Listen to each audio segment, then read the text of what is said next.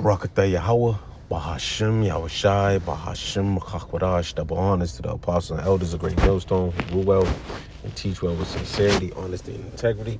Brothers labor in this truth, putting their life on the line, especially in these times. Salutations to you brothers and you brothers and sisters believe in this truth wholeheartedly and sincerely. Shalom to the hopeful elect.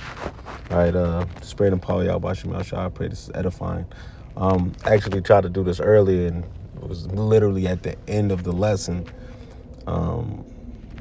And Satan disconnect. It's fucked up, man. But we're gonna keep on going. It's the will of the Lord, so we're gonna keep it going. All right, so we're gonna play this. I so badly. I wouldn't do it. I would rethink my strategy, me personally, if I were a billionaire. Everything I've ever done has been in preparation for a future that no longer exists. This is a quote from the 2004 movie The Day After Tomorrow, and I've been thinking about that a lot lately. For a future that no longer. I so badly. I wouldn't do it. I would rethink my strategy, me personally, if I were a billionaire. Everything I've ever done has been in preparation for a future that no longer exists. This is a quote from the 2004 movie The Day After Tomorrow, and I've been thinking about that a lot lately. I have come to the realization that I'm probably never going to own my own home. That is a depressing thought. Thinking about how in 2010, if I made what I make now in 2010, not only would I be able to own my own home, but I would have 2 new cars, and I would be able to play poker on the weekends. I'd be able to go on vacations. I'd be able to have hobbies. I'd be able to buy my wife something nice and take my kids somewhere to do something great. But with what I make now in 2026, I'm struggling to the point I don't know how I'm going to make it. With what I make, between me and my wife, we should be okay, but we're not. We can barely afford groceries.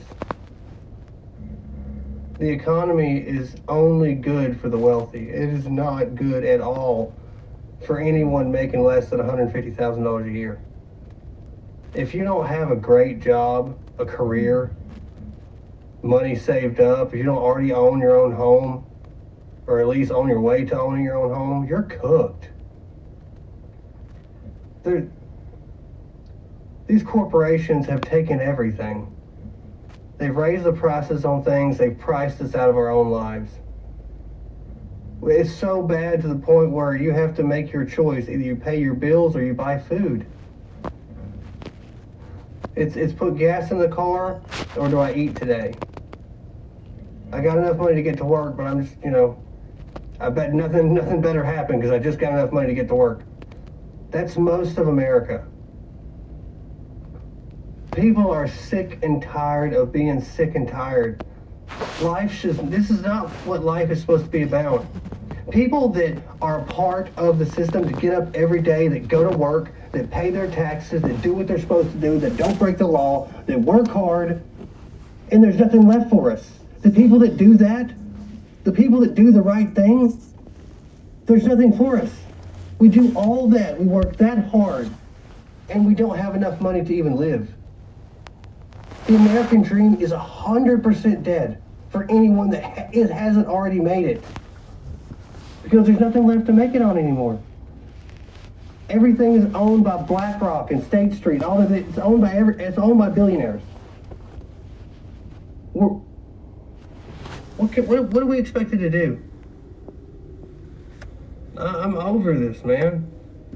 And nobody we put in office is even trying to fix it.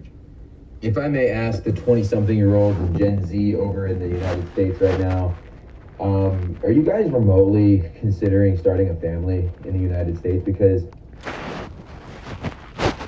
Ecclesiastes 12:1, it reads, "Remember now the Creator in the days of thy youth, while the evil days come not, nor the years draw nigh, when thou shalt say, I have no pleasure in them." So you got to remember the Creator in the days of thy youth. You don't wait until it's too late.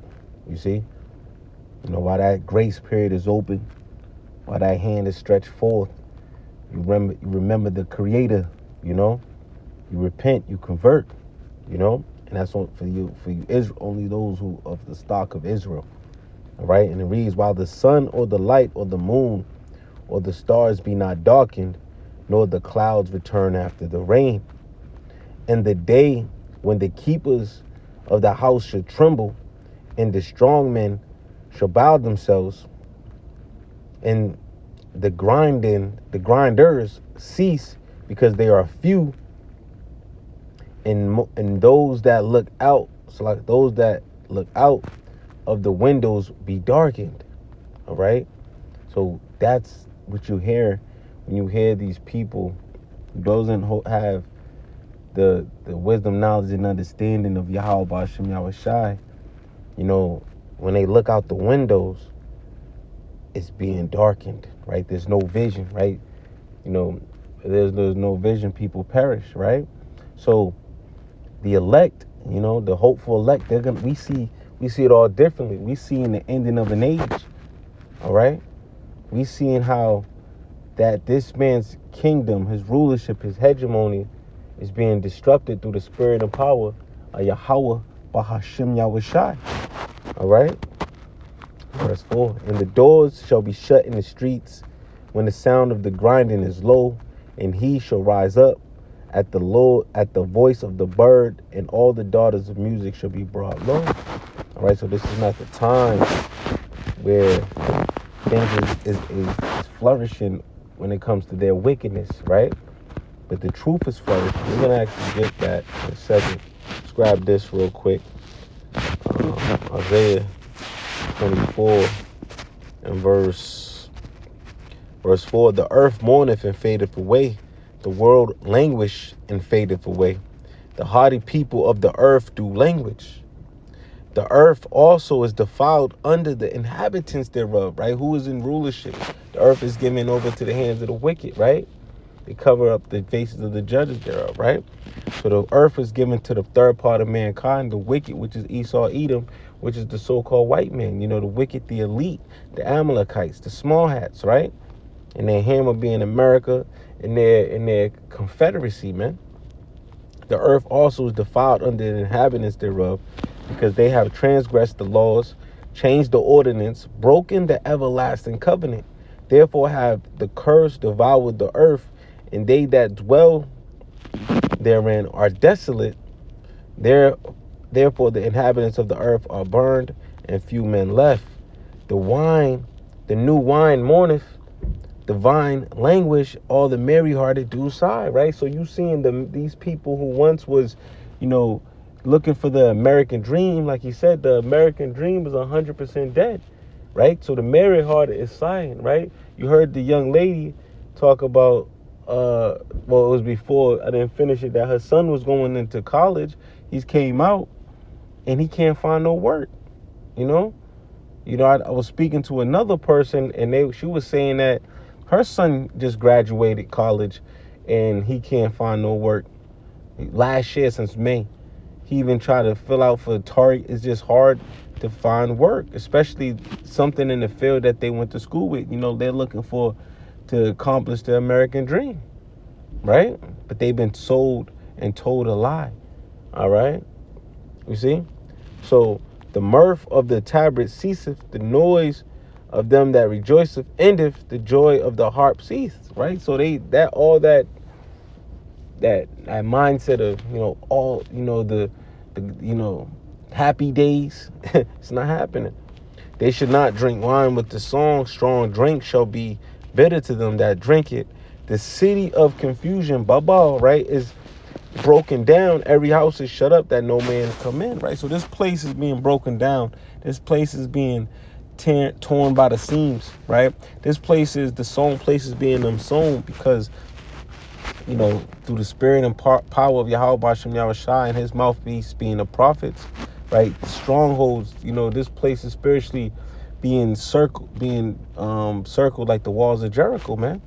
And you can see it falling, man. The hegemony of Esau, Edom, this power structure there's no more wisdom in teaming, speaking of Esau, Edom, all right? Teaming being the Germans, but you go back to Esau, Edom, all right? So, yeah, man, we're in that time where people, they're looking out of the windows and it's darkened, man.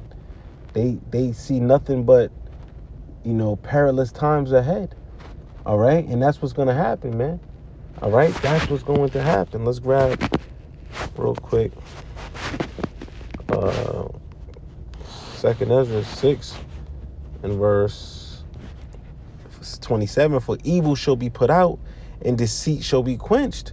And that's what's going to happen, man. Evil shall be put out and deceit shall be quenched. All right? And it has to.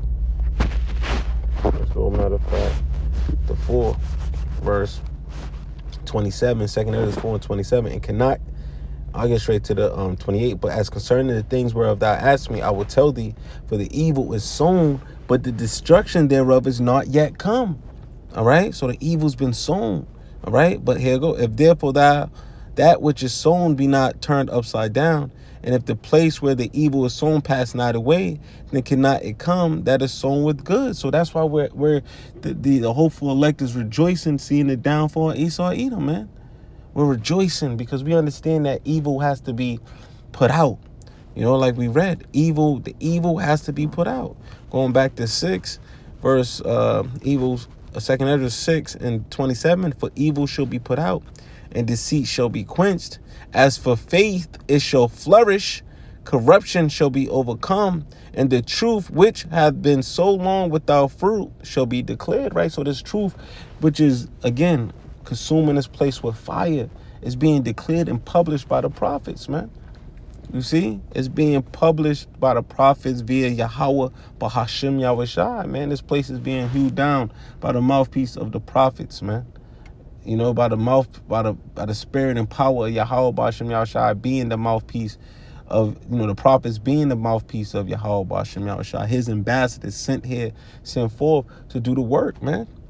And now you're seeing this place being, circling the drain, man. We're seeing the end of Esau, Edom's hegemony, man. And that whole idea of the American dream is ending, man. And call halayim la Yahweh B'Hashem Yahushai, man. All praises to Yahweh B'Hashem Yahushai. All right? So that the point was made. Pray this is edifying legacies. 441. So 144, man. Look at the time. All right? So, when it's a highly spiritual time right now. It's high time, man, that we should wake out of sleep, because our redemption, our salvation is nearer than we believe, man. All right, so with that, pray this lesson was edifying. Shalom to the hopeful elect.